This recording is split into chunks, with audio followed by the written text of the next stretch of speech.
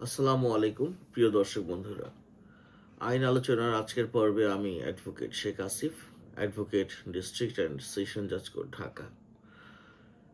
যে বিষয়টি নিয়ে আলোচনা করব এটি বেশ ক্লিয়ার একটি মেসেজ এবং আমাদের সমাজে এটি ব্যাঙের ছাতার মতো অত্যন্ত ঘরে ঘরে পৌঁছে গেছে। এটি হচ্ছে মাদক মামলা, স্পেশালি মাদকের মধ্যে যে ইয়াবা মামলা আছে এটি নিয়ে আজকের আলোচনা, যে এই মামলায় জামিন পেতে বা এই মামলার যে অপরাধ আছে সাজা কতটা হীনকর এবং কত জটিল শাস্তি।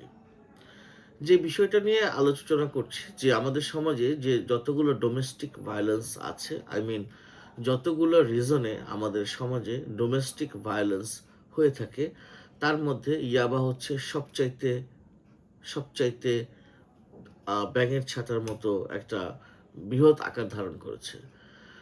মানে বাংলাদেশে যতগুলো মাদকদ্রব্য আছে, যেমন ইয়াবা, গাঁজা, মদ, ফেন্সিডিল, আফিম বা আরও অনেক ধরনের ইয়াবা মামলা সহ মাদক মামলা বাংলাদেশে সচরাচর দেখা যায়।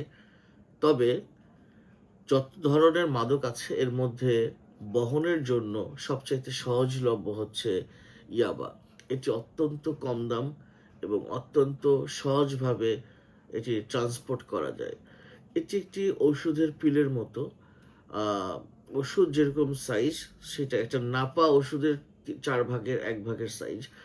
সো এটা ট্রান্সপোর্ট করা ভেরি ইজি। এই জন্য এই নেশাটি অত্যন্ত সহজে আমাদের সমাজে যারা ইয়াং জেনারেশন তারা করে থাকে এবং দেখা যাচ্ছে যে এই মামলায় অনেক বেশি বর্তমানে অ্যারেস্ট হচ্ছে।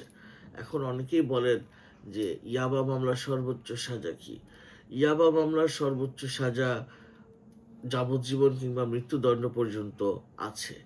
আবার ইয়াবা মামলায় সবচেয়ে বেশি দেখা হয় যে জাজ সাহেবরা যখন এই মামলাটি ধরেন তখন দেখা যায় এটা একটা সোশ্যাল ভায়োলেন্স ক্রিয়েট করার জন্য এই মাদক মামলাটিকে দেখা হয়।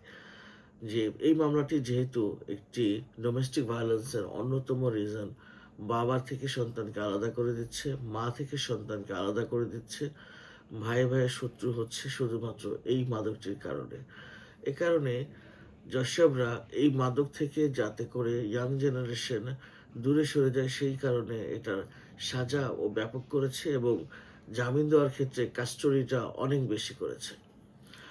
সাধারণত জেলা শহরের যে কোর্টগুলো আছে, যেখানে থানা থেকে মামলাগুলো রুজু হয়ে প্রথমে যেয়ে থাকে, সেখানে দেখা যাচ্ছে যে ইয়াবার পরিমাণ যদি বেশি হয় সেক্ষেত্রে কিন্তু সাধারণত লোয়ার কোর্ট থেকে জামিন দিচ্ছে না।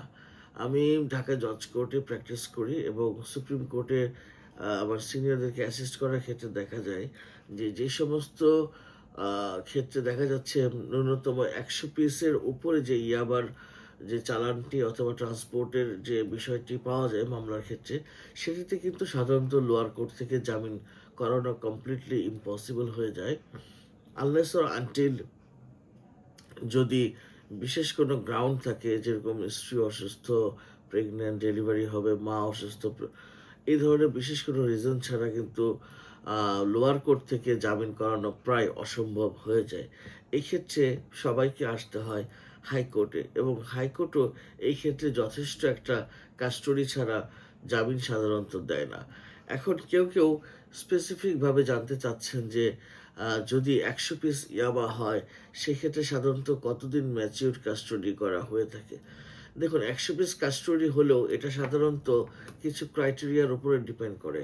100 পিস যদি ইয়াবা হয় অনেক ক্ষেত্রে 1 মাসের মধ্যেও জামিন দেয়, আবার 15-20 দিনেও জামিন দেয়। বাট এটা সব কিছু ডিপেন্ড করে ক্রাইটেরিয়ার উপরে। ক্রাইটেরিয়া আপনার যত ফেভারে হবে তত সহজে এই জামিনটা হবে। দেখা গেছে যে কোনো একটি মামলা, কোনো একটি ইয়াবা মামলা, এটা প্রথম থেকেই ফল্ট, লোকটা বিজনেস করে, ভালো বিজনেস করে, কোনো কারণে তাকে ফাঁসানোর জন্য এই মামলায় তাকে ইনক্লুড করা হয়েছে। এটা যদি জজ সাহেবকে ভালো করে বোঝানো যায় এবং বোঝাতে সক্ষম হয়, সেক্ষেত্রে কিন্তু অনায়াসে খুব তাড়াতাড়ি জামিনটা হয়ে যায়। আবার যদি বোঝাতে পসিবল না হয় সেক্ষেত্রে কিন্তু লং টাইম কাস্টোডিও থাকতে হয়। সব কিছু ডিপেন্ড করে আপনার সিচুয়েশনটাকে মাননীয় বিজ্ঞ লার্নেড কত সহজ করে বিজ্ঞ আদালতের কাছে তুলে ধরেন এটার উপরে। তবে আলোচনা শুধুমাত্র তাদের জন্য যারা কিনা একটা প্রতিহিংসার শিকার হয়ে এই মামলা অন্তর্ভুক্ত হয়েছেন, কিংবা দেখা গেছে পরিস্থিতির শিকার হয়ে এই মামলায় অন্তর্ভুক্ত হয়েছেন তাদের ক্ষেত্রে। আমরা এই সমস্ত মাদককে সমাজ থেকে না বলবো, এবং সমাজে কোনো উশৃঙ্খলতা যেন এই মাদকের কারণে না হয়, সেই কারণে আমরা সদা সতর্ক থাকবো। আসসালামু আলাইকুম। আল্লাহ হাফেজ।